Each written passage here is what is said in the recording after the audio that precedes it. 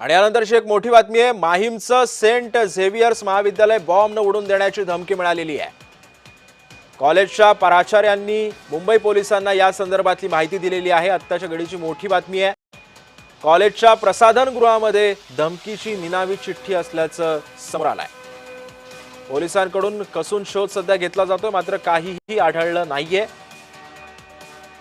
माहीमचं Saint Xavier's महाविद्यालय बॉम्बनं उडवून देण्याची धमकी सध्या मिळते। वॉशरूम मध्ये अज्ञात व्यक्तीनं ही चिठ्ठी दिलेली होती।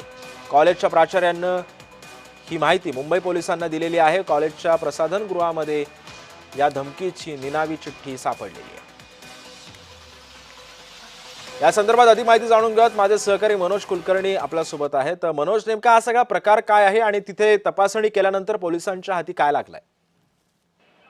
अगदी बरोबर आहे। गेल्या काही दिवसामध्ये जर बघितलं तर अशा प्रकारचे फोन असतील किंवा जे मेल आहेत ते येत असल्याचं पाहायला मिळते आणि त्याच अनुषंगाने मुंबईतलं माहीम जे सेंट झेवियर्स कॉलेज जे आहे ते बॉम्बने उडवून देण्याची धमकी देण्यात आली होती। या संदर्भात कॉलेजचे जे प्रिन्सिपल आहेत त्यांनी मुंबई पोलिसांच्या नियंत्रण कक्षाला याची माहिती दिली आणि पोलीस या ठिकाणी आले। त्यांनी सर्व कॉलेजचं सर्च केलं असता त्यांना बाथरूममध्ये एक चिठ्ठी सापडली आणि त्या चिठ्ठीमध्ये बॉम्बने उडवून देण्याची धमकी देण्यात आली होती।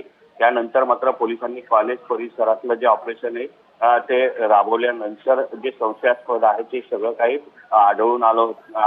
संशयास्पद जे काय आहे ते काहीच आढळून आलं नाही आणि त्यानंतर मात्र हे खोडसाळपणे कोणीतरी कृत्य केलं असावं असा पोलिसांचा अंदाज आहे। परंतु पोलीस या संदर्भात आता पुढील कारवाई करत असल्याचं पाहायला मिळते आहे। नक्कीच धन्यवाद मनोज, आपण दिलेल्या सविस्तर माहितीबद्दल।